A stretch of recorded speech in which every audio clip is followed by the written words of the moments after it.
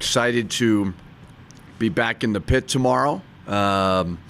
Grateful that we were able to put this game together. I know it's weird and different, but I didn't want to go, 10 days or whatever without a game. Yeah, I just thought it was for our players, for our fans. When you lose a home game like San Diego State, that has negative repercussions in a lot of ways. So we needed to add a game, as well as try to stay somewhat fresh for this February stretch moving forward. So grateful that we could do it, and excited for tomorrow. I know the league probably has this on their website, but do you know for sure, is the tiebreaker just going to be win percentage now? Is the what? I'm sorry? The tiebreaker, the seeding and all that, when it comes down to teams with different number of games played? I don't think we're playing for a league championship, if that's what you're. So I haven't really looked into it. What are you referring to? Seeding. Oh, I don't know. Yeah, I'm not sure. I know there's some teams that are less than thrilled that they have to maybe make their makeup game and come to Albuquerque, and San Diego State didn't. Was there any discussion amongst the coaches about who got to do the makeup in Albuquerque and who didn't, and what games wouldn't be? Well, I assume you're referring to Colorado State's not thrilled by it because there's only 2 teams. So, I don't really know what the process was, honestly, and I don't know. I'm just not one of those guys that sits around and complains about it. I mean, I would have loved to play San Diego State, even though they drilled us. But I would have liked another crack at them because they're a marquee program in our league, and it's great for our guys to see it. I would have loved to have had a great crowd here as we continue to build the fan base back. So I don't know what went into it. I really don't, and I haven't talked to any other coaches about it.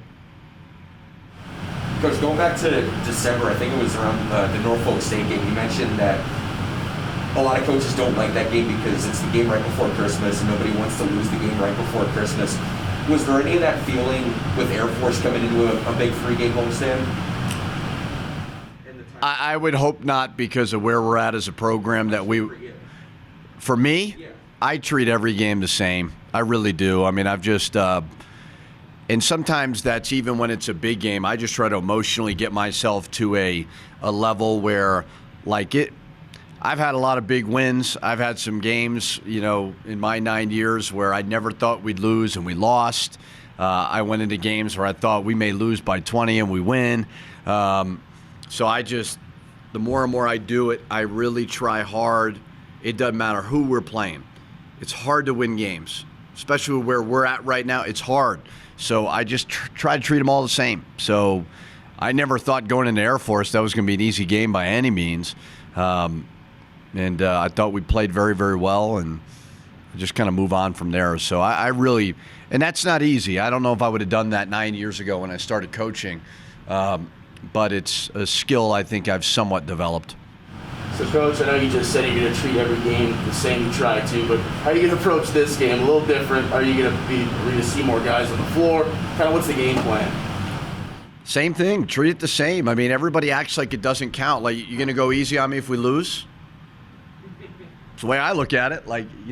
If we lose, everybody's going to be all over us. So it's like anything else. I mean, crazy things happen all the time. So our prep leading up to this week has been, we've worked on a little bit of Wyoming just because we've had a couple days to prepare.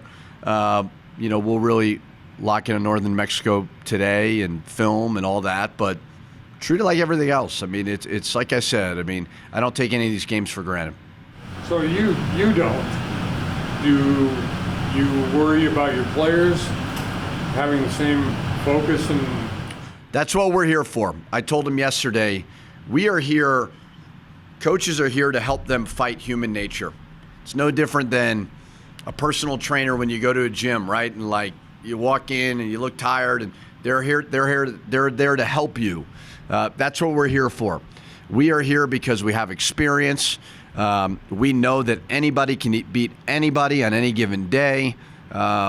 So we try to get their minds right mentally. We try to get their bodies right physically, get them to understand that this is a privilege to play the game that we love, and go from there. So I don't know. You never know with college kids how they're going to be from day to day. What I do think is they've been pretty good at taking every game, regardless of who it's been, somewhat the same mentally. So this isn't so much like mindset and all that kind of stuff. Just X's and O's. Sebastian didn't play. I don't know that this is a good matchup for him either, but he's still part of the main rotation, right? I mean, you guys play guys next week that have some size. Yeah, I mean, I think the decision to make is when you're playing in Ike, do you throw Sebastian in there because size alone helps? So, yeah, he's still in the rotation. I mean, I didn't think it was a great matchup for him versus Air Force. Tomorrow may not be great because they'll be smaller as well, but no, he's not. It just depends on the opponent. And I don't think he's at a level yet where he can impose his offensive will on you. So it's just kind of we're trying to work around that a little bit. But, yeah, he, of course, is still a major part of it. So is this a game where you can try something different or see how this looks or that looks and maybe take it forward? I don't know. We'll see how the game evolves, you know. I mean, we'll see as we get into it. But I'm treating it just like any other game. I really am. I mean, I think I remind everybody all the time, you know, of we were 303 in the net, and I know you guys hate to hear it. We're now 150 or whatever. Like, we've jumped 150-something points. Great. We just want to keep moving forward. Not to say this game has net implications by any means, but we're just at the infancy stages of this. So whoever we play, we're just trying to play as well as we possibly can. Just kind of piggybacking off of that, I know we've talked about progression this whole year and stuff, but especially after that Air Force game, are you liking where the guys are out, even just now, like in practice, their mindset and everything like that? Are you liking the growth you're seeing, especially at this point right now? Well, we've won 2 or 3, right, which is nice. We have an opportunity. Obviously, you win tomorrow, that's 3 or 4, and you have 2 home games after that. We played very well versus Air Force. We put up 91 points. Human nature now may be to be a little bit loose and relaxed. And there was a little bit of that early in the week, and I had to get on them. They were much better yesterday. Sometimes handling success, and we're not even where we need to be, but is harder than failure. So that's where we come in as coaches, is to just make sure that they don't stop getting better. I told them this. We have a unique opportunity because we only play, one game in how many days, where we can get better right now. Like, I don't know if these other teams can get better in practice. They may be able to get better in games. We can get better in practice right now, and that's rare. That doesn't happen often this time of year. Along those lines, last night one of the commentators on that San Diego State-San Jose State game talked about, in their pregame prep, Duncher was talking about how all these games they have, they can do walkthroughs, but you don't get better in walkthroughs and games. You get better in practice. Are you a believer in general that you get better in practice and the games are just the... I think every team is a little bit different. When you have a veteran team, this time of year, rest is very, very important. We are so young and have so much to learn and grow that we need as much practice as we can. The players probably don't like to hear that. But there's also times where, like next week, we're not going to get any better from practice. You know, we played Tuesday, we played Thursday, we played Sunday, play Tuesday. So that's more rest and recovery and preparing to go find a way to win those games. But this stretch right now, practice can absolutely help us get better. Is there a danger, certainly unintended consequence, but like, and COVID created all this, but all these Mountain West teams that the second half of February, first week of March, are going to be basically just doing travel day, walkthrough day, game day, and not a whole lot of practices. As good as the league is right now, you guys aren't going to, this is a league that's not going to practice the last month of the season pretty much, last 3 weeks. Is there a risk that maybe that's a team or a league then that isn't going to do well in the postseason?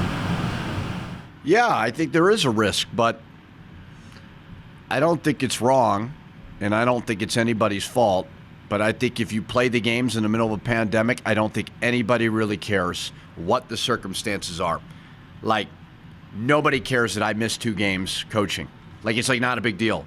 That's a huge deal, especially with our program right now. But you play the games, or if you're some of these other programs who've had, it doesn't matter. And it's just, there's so many obstacles, and everybody always says, well, everybody's dealing with it. Not true. Every program is different, and every program is dealing with in different circumstances. But again, you play the games, it doesn't matter.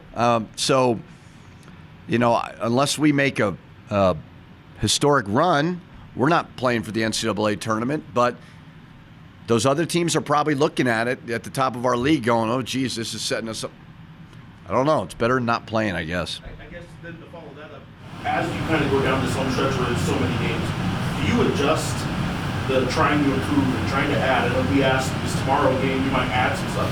Do you just kind of cut that off now and say, this is what we are, and now we're just kind of in that postseason mode because we don't have a lot of implementation and practice time? I think that I wouldn't have had this perspective, 10 years ago when I got into this, but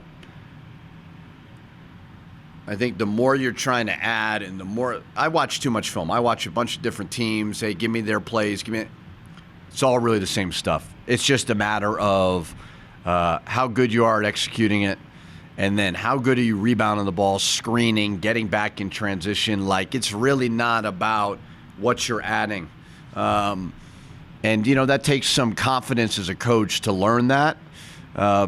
So, like, I could put in a new – trap down scheme, a new underneath out of bounds play. I don't think that's going to change, like win us a game. I really don't. I don't believe that.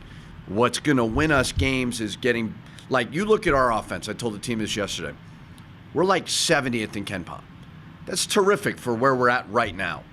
But we're in the mid 200s defensively. If we were just like 150 defensively, we'd probably have 6-7 wins in the league.